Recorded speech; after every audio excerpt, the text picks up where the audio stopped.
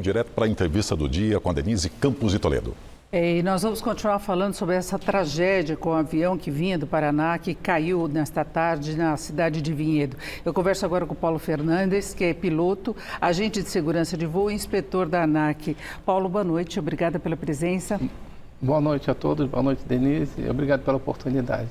Bom, Paulo, sempre quando ocorre um acidente assim da aviação, além do choque das pessoas com tudo que aconteceu, fica aquela especulação do que pode ter motivado, né? Nós vimos várias explicações à tarde, as imagens foram gravadas de celulares de pessoas que estavam na imediação e se fala da possibilidade de gelo que teria provocado esse desequilíbrio do avião, não é? E a perda de controle, e a forma como ele caiu também. Você acha que pode ser essa a causa? Bom, é um pouco prematuro hoje, no dia do acidente, já ter o que pode ser suposições, né? Entrarão os órgãos agora de investigação, como o CENIPA, CIPAE, Polícia Civil, entrarão legistas, outras coisas mais para tentar diagnosticar. Eu tive uma pequena experiência com essa aeronave, a minha vida foi mais com aeronaves da linha Boeing e tudo mais. Essa aeronave a gente diz que ela é meia crítica entre o nível 150 e 180, que é 15 mil pés e 80 mil pés, é justamente uma área onde tem formação de gelo nessa região com maior possibilidade dessa aeronave ter um problema desse. Vários problemas podem ser em função do gelo, não é só a formação do gelo em cima da asa, porque é uma coisa muito abrupta, muito estúpida.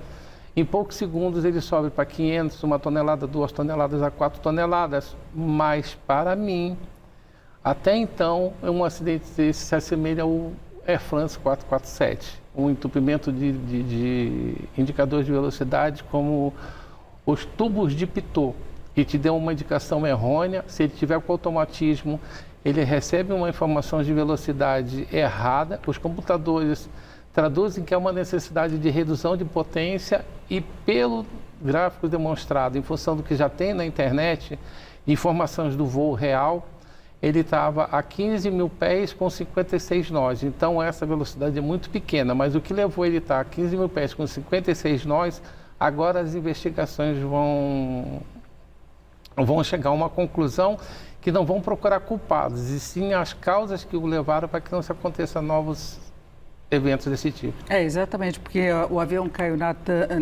TAM, que caiu próximo ao Fernando de Noronha, e inclusive houve uma investigação exatamente para se promover mudanças, não só de equipamento, mas até do treinamento dos pilotos para detectar esse tipo de dificuldade, essa informação errada que eles recebem, não é? Afirmativo. Nos anos que eu voei, de 25 a 30 anos que eu tive na aviação, você pensa que isso não é possível de acontecer, mas é possível. Um absurdo, por exemplo, a indústria aeronáutica, depois de tantos anos, não perceber que os pilotos deveriam ter tido um treinamento para um stall em alta altitude. Que o stall é a perda, é o descolamento da camada que dá sustentação à aeronave fazer voar. Mas nunca ninguém tinha feito. Eu voei em 2 empresas aéreas grandes, uma das mais do país como Transbrasil e VASP, e nunca foi feito o treinamento. No caso do Air France, uma companhia de primeiro mundo, os pilotos também nunca tinham feito treinamento. Tanto é que ele veio estolando, ganhando velocidade até praticamente pousar. Então, para mim, dentro da minha pouca experiência, eu acredito que se assemelha mais a um 447, uma formação.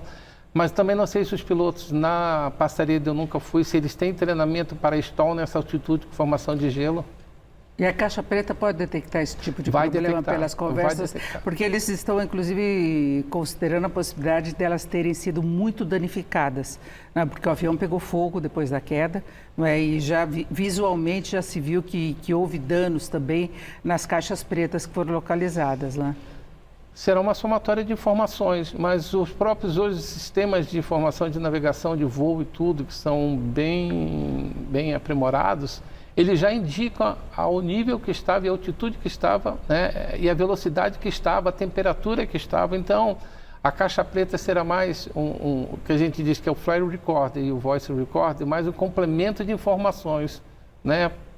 Mas pelo que se viu, o avião foi uma coisa horrorosa. Ele estava girando na vertical, ele parecia não ter condições de retomar o controle. É o que costuma acontecer esse stall. Que chama-se stall, né? E estou vendo ali ele caindo, é uma situação, assim, para quem não é piloto treinado com acrobacia, é quase uma totalidade, é uma situação bem adversa para você conseguir brigar e se tirar de uma situação dessa. Agora, ele caiu num condomínio, mas caiu numa área que não tinha residências, não caiu em cima de uma residência, causando uma tragédia ainda maior. O piloto, numa situação como essa, ele teria controle do local da queda? Não, nenhuma. Foi no coincidência? Jeito que estava ali foi coincidência, foi dentro da fatalidade. Por sorte não caiu e tiveram mais vítimas de solo, mas não tinha como, se apresenta na filmagem, não tinha como mais capacidade. Ele já tinha perdido o controle nesse momento que ficou girando na vertical? Isso mesmo.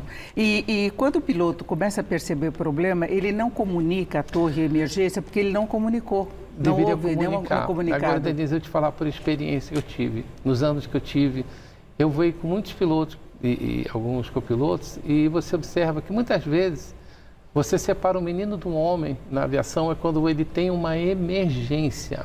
Porque para voar todo dia normalmente, todos são iguais, são treinamentos severos, mas nas anormalidades é que você vê, geralmente você vê uma pessoa mais calma do que a outra, então eu não estou pré-julgando, mas eu acho que as investigações, muitas vezes você é um avião de dois, você tem um calmo e o outro nervoso, em poucos segundos entre vindo na velocidade que caiu, teremos que aguardar um pouco as investigações. Porque ele pode tentar recuperar a capacidade de voo, de planar o avião, em vez de comunicar. Primeiro você vai procurar em voar, né? Depois você vai tentar comunicar, mas ele entrou numa briga para tentar voar e não conseguia voar, então não teve tempo de tentar comunicar.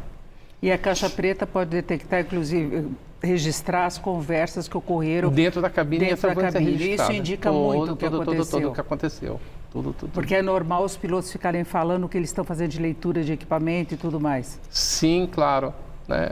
Mas a gente escuta tudo que foi treinado, muitas vezes naquela hora você encontra Jesus, né? Você encontra a sua fé, você encontra de tudo, chama por todos e acaba entrando numa situação que você acaba já tendo a certeza do desastre, você acaba não deixando muita coisa que se possa tirar como proveito para uma investigação, né? Mas dessa fase final ele já sabia que não tinha mais condições. Não tinha mais como. Que o avião ia cair de fato. E outra coisa, ali naquela situação de rotação, ele te joga para uma condição de sair de um desconforto de uma posição, você, né? De te jogar meio para fora do assento e você preocupado com o microfone não é o mais importante nessa hora.